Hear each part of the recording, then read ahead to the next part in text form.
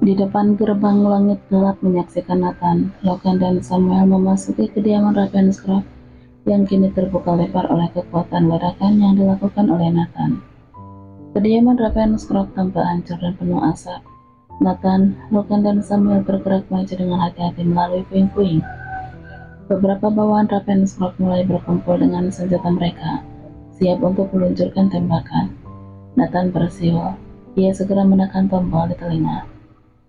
Kecubung, undur-undur laut bergerak menuju Romeo. Ucap Nathan memberikan kode rahasia. Sejurus kemudian, tembakan beruntun terdengar. Para tim elit memberikan tembakan kepada bawahan Ravenscroft. Satu persatu orang-orang yang memegang senjata pun tumbang. "Tuan, kita harus menemui Tuan Besar," kata Logan. "Ya, sebelum kakek terpengaruh oleh Carol dan Henry," jawab Nathan. Mereka berlari secepat mungkin menuju ke ruangan kakek Joseph yang terletak di lantai atas. Ketika mereka tiba di depan pintu, Nathan mengetuk dengan keras.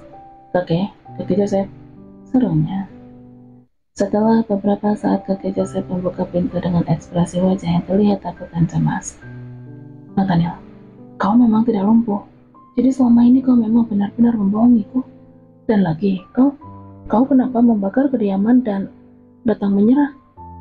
Ucapan kakek Joseph berhenti ketika Nathan membuka mulut kakeknya itu. Nathan melirik ke arah Samuel. "Matikan sistem penyadap.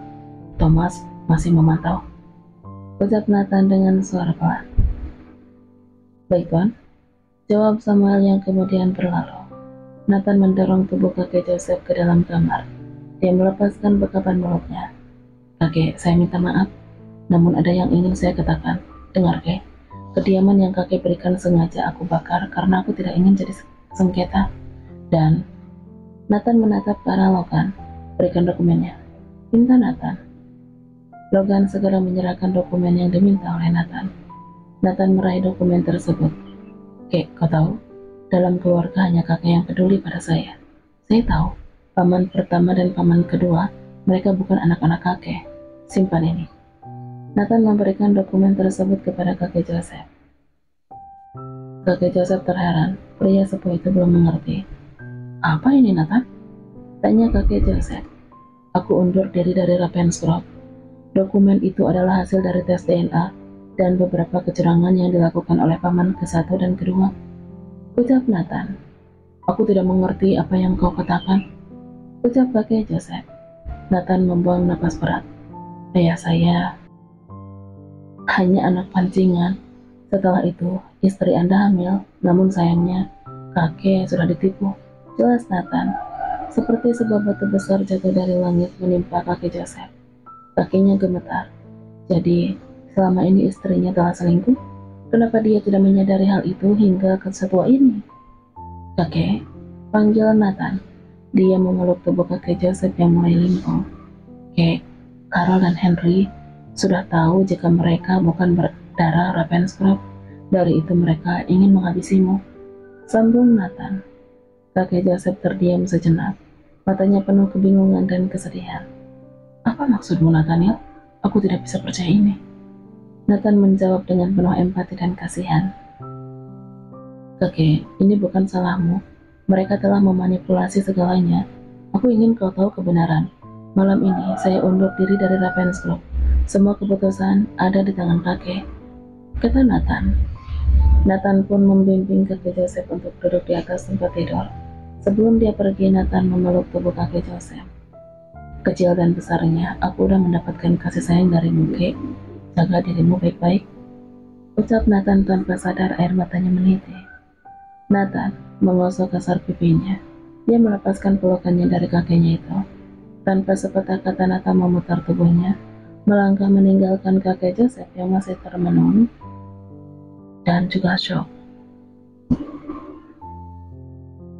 "Kevin, bukankah rumah di pinggir danau itu adalah rumah Sylvia?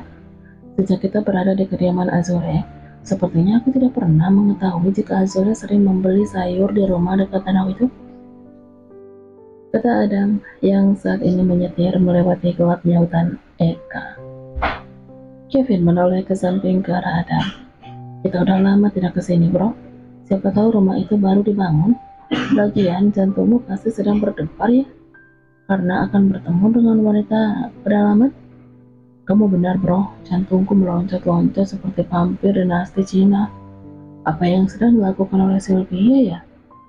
Pikir Adam. Dam, lagi nyetir jangan bengong, kesurupan kamu nanti. Oh iya, apakah kamu udah membawa tanaman hias untuk ayahnya Sylvia? Katanya kamu akan meminta pertanggungjawaban dari Sylvia karena udah mencuri hatimu. Tenang, tadi aku mencuri bunga kesayangan nenek Rosalie. Kevin terkejut, dia menoleh. Wah, cari mati. Kamu ingin tubuhmu digantung di tiang bendera kediaman? Hah? Bisa-bisanya kamu mencuri bunga ini? Adam tertawa. Aku hanya mengambil bunga pepaya sama bunga kol. Paling ditumis atau dioseng-oseng sama ayahnya Sylvia. Pintar, sekalian kita numpang makan. Seru Kevin. Adam terus mengejar dengan hati yang berbunga-bunga. Dia tidak sabar untuk bertemu dengan Sylvia. Tidak lama kemudian, Adam dan Kevin sampai di depan rumah di pinggir danau itu. Rumah itu kelihatan angker di malam yang gelap ini. Kevin dan Adam bergegas keluar dari mobil dan berjalan menuju pintu depan. Dan ini cerita genre apaan? Kenapa berasa horor gini? Jangan-jangan Sylvia punya paku di kepalanya. Bisik Kevin sambil merangkul lengan Adam. Setelah mengetuk pintu dengan berdebar-debar, pintu rumah itu terbuka perlahan.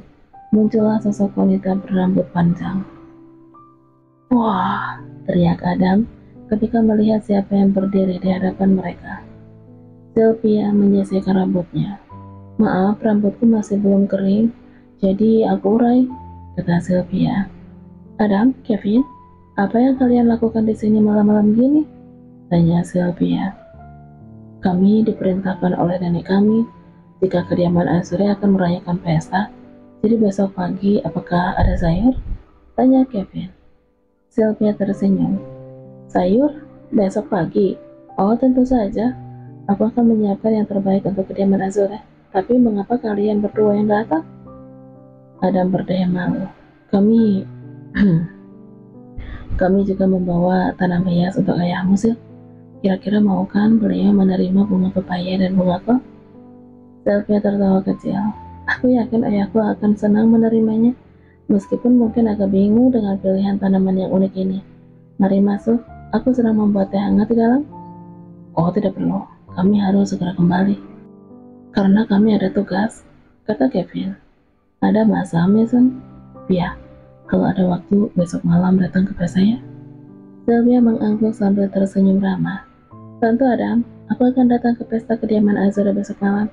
Semoga tugas kalian berdua lancar ya. Terima kasih atas kunjungan kalian. Adam dan Kevin pun berpamitan meninggalkan rumah di pinggir danau itu dengan hati yang lega. Meskipun awalnya terasa angker, pertemuan dengan Sylvia membawa suasana ceria dan menyenangkan. Sementara kini Nathan tiba di apartemen dengan tubuh yang terasa remuk seharian melakukan aktivitas. Dengan langkah gontai, Nathan melangkah ke arah dapur. Klak, lampu di dapur itu pun menyala. Astaga Delisa, apa yang kau lakukan di tempat gelap? Nathan kaget ketika melihat Delisa duduk di meja makan. Aku bangun tidak menemukanmu. Mona udah tidur. Aku pikir kamu akan lapar kalau pulang. Makanya aku memasak. Waktu menunggumu aku menjadi mengantuk. Aku pun mematikan lampunya agar tidak terlalu silau. Jelas Delisa panjang lebar. Kau benar-benar ingin aku mati muda, kucing-kucing? Nathan berjalan ke arah meja makan. Delisa berdiri, berjalan ke arah Nathan, dan membantu melepaskan jas suaminya sambil berkata, mau aku buatkan kopi, teh, atau mau makan dulu? Nathan tersenyum lembut. Kopi aja, terima kasih udah memasak dan menungguku pulang. Dan kebetulan aku juga benar-benar lapar. Tentu Tuhan, aku akan menyeduh kopi kesukaanmu. Sekaligus aku akan memanaskan makanan untukmu, kata Delisa. Dia tersenyum sambil melangkah ke arah set kitchen. Nathan tersenyum melihat Delisa sibuk di dapur. Sementara menunggu pikirannya melayang pada peristiwa malam ini. Ravenscroft, keluarganya, dan keputusannya untuk meninggalkan semuanya. Ring, sebuah bunyi notifikasi berasal dari ponsel Nathan dengan cepat. Nathan pun meraih ponselnya. Tuan, Carol dan Henry sudah diamankan. Bunyi pesan yang Nathan terima. Kerja bagus. Masalah mereka nanti aku yang urus. Balas Nathan. Sambil memanaskan makanan, Delisa mencuri-curi pandang ke arah Nathan. Nat, tadi kamu kemana? Kenapa wajahmu tiba-tiba murung? Tanya Delisa yang melihat kegelisahan suaminya. Nathan meletakkan ponselnya seraya memandang Delisa yang berjalan ke arahnya dengan secangkir kopi beserta beberapa menu yang istrinya panaskan di atas nampan. Nathan memandang Delisa dengan tatapan penuh pertimbangan. Banyak hal terjadi malam ini. Aku harus menghadapi tantangan besar dan membuat keputusan sulit terkait keluargaku. Delisa meletakkan nampannya. Dia pun mengusap wajah Nathan, hingga pria itu pun menutup mata sejenak, mencari kedamaian dari usapan istrinya. Makan dulu, setelah itu istirahat. Lihatlah wajahmu itu, Nat, terlihat begitu lelah, kata Delisa. Dia pun duduk di samping Nathan.